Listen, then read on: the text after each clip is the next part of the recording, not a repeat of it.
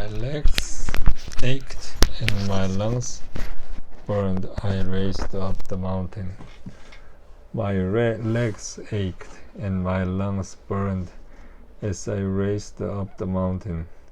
It was the summer 2009 and we were about 8,000 feet up in the central Afghan mountains, 2 hours south of Kabul.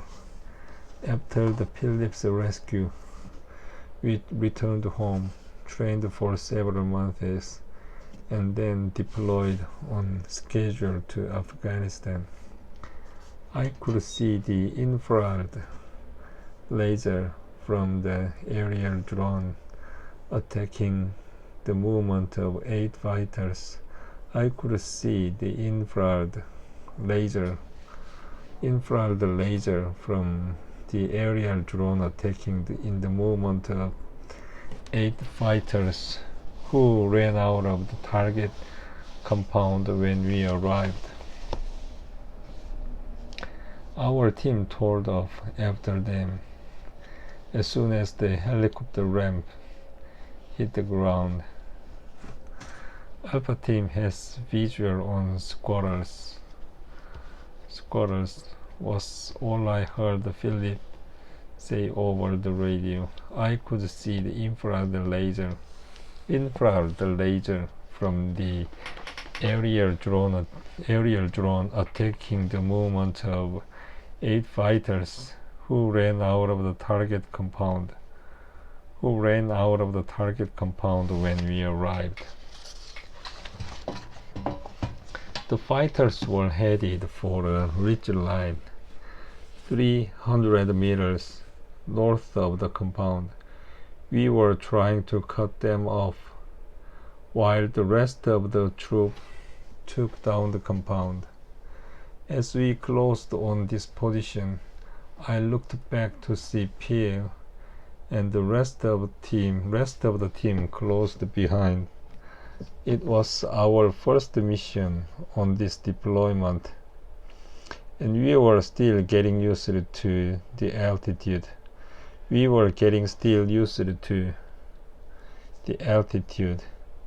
Seeing the rest of the team moving into position, I snapped back around and shouldered my rifle.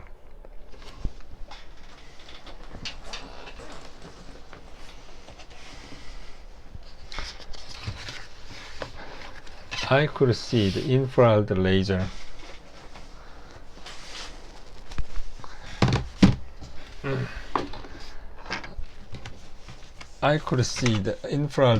from the aerial drone attacking in the movement of 8 fighters who ran out of the target compound when we arrived. I could see the infrared laser from the aerial drone attacking in the movement of 8 fighters who ran out of the target compound when we arrived.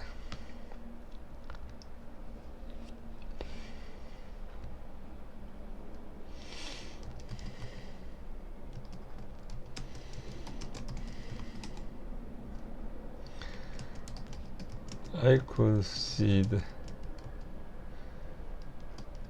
infrared laser from the aerial drone tracking the movement of 8 fighters who ran out of the target compound when we arrived. I could see the infrared laser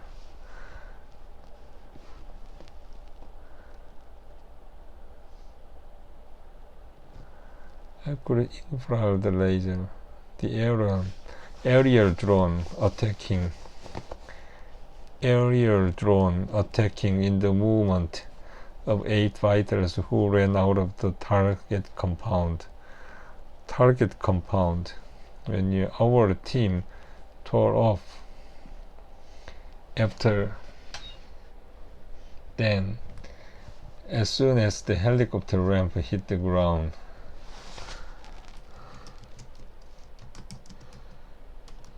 Total of them as soon as the helicopter's ramp hit the ground. Helicopter's ramp hit the ground.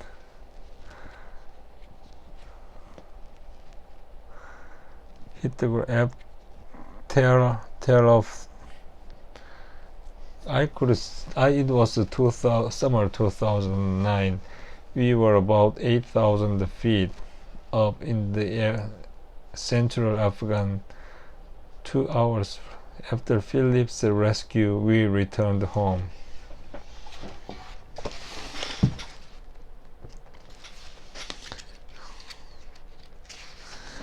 The fighters were headed for Ridgeline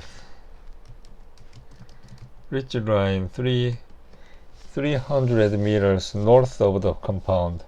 The fighters were headed for a ridgeline 300 meters north of the compound.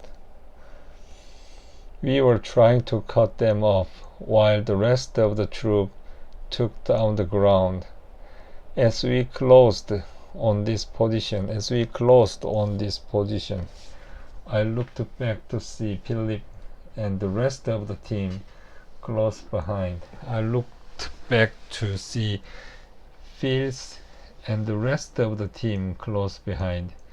It was our first mission on this deployment, and we were still getting used to the altitude.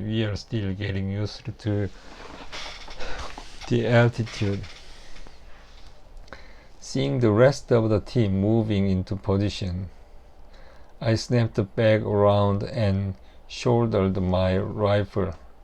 The enemy fighters were setting up a fighting position roughly 150 yards away. I could barely keep my laser steady after the 500-meter run in all of my gear, but I managed to lock onto the fighter with a PKM machine gun. Squeezing off multiple rounds, I watched him fall. By then, my teammates arrived and opened the fire, dropping 2 more fighters before the rest disappeared over the ridgeline and out of sight. Leaving there dead, the remaining fighters raced down the backside of the ridge. We have 5 hot spots moving to the northward toward several compounds. I heard the drone pilot say, "We have 5 hot spots moving to the north toward several compounds."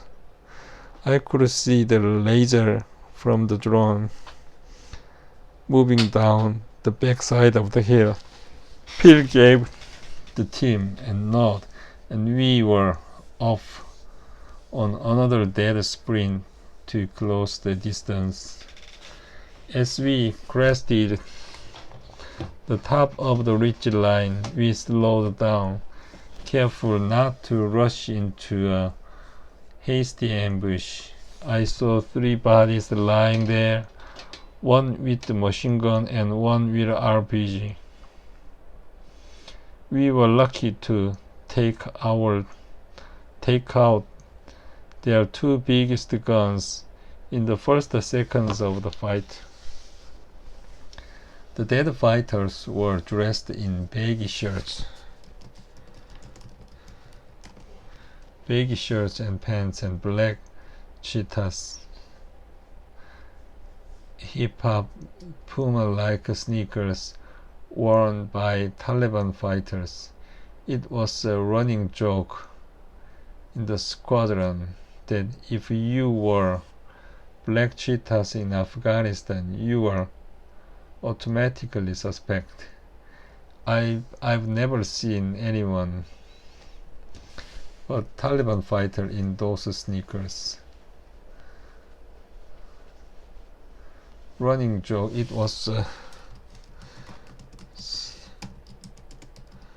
running joke in the squadron that if you were black in Afghanistan, your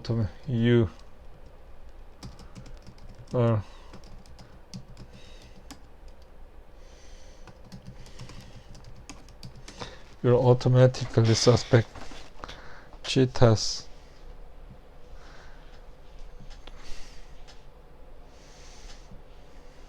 Cheetahs.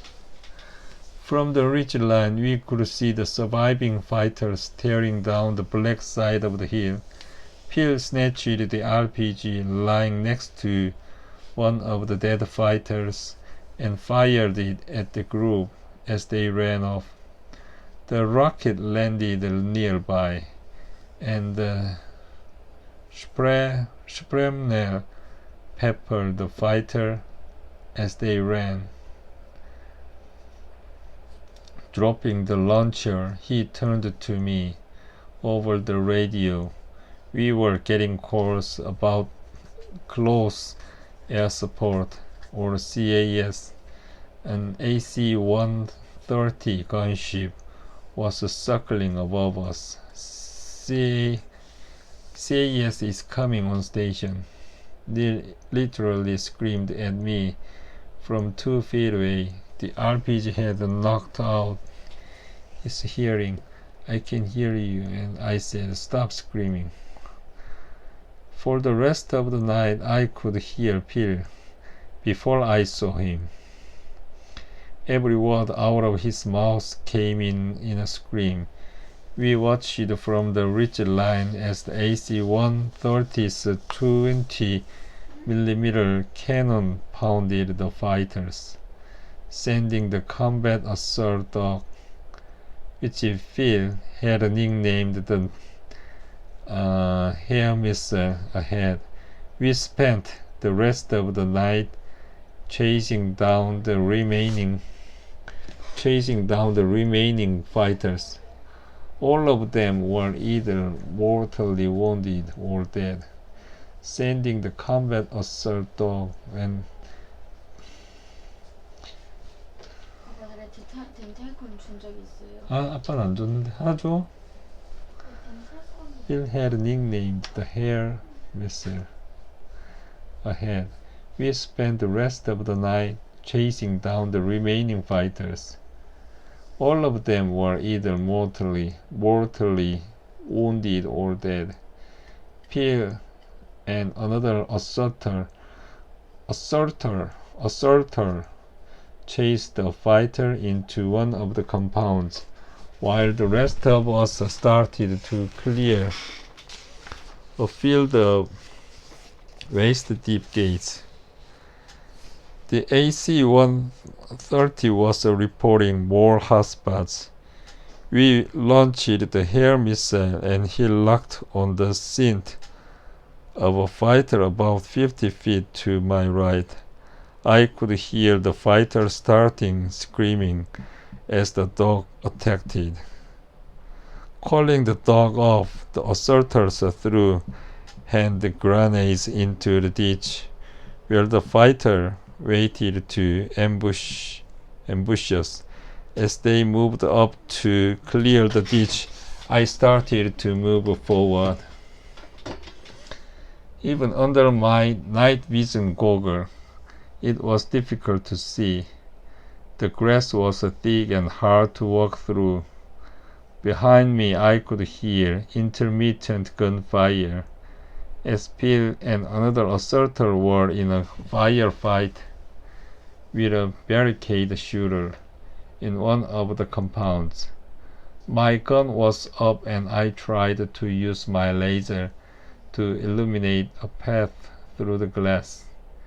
I could see burned patches ahead of me where 20mm shells had hit. Every step was measured.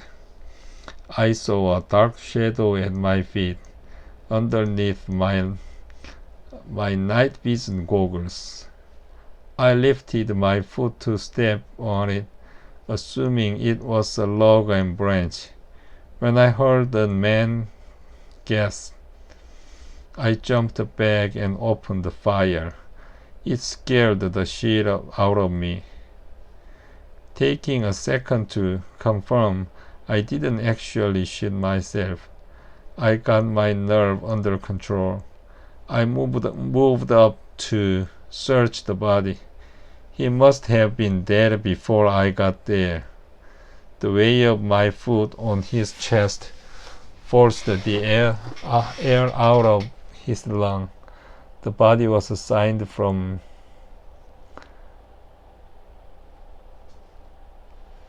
Singh.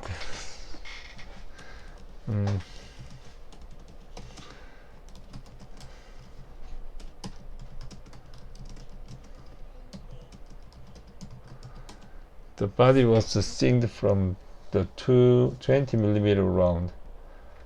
After a quick search, I found an AK-47 and a chest rack.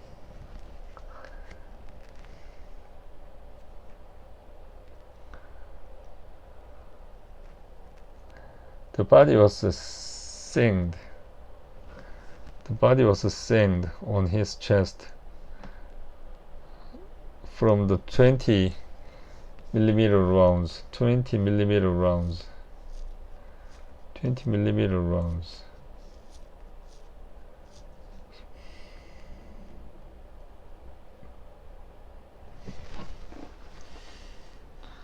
Signed. The body was signed from the 20mm round.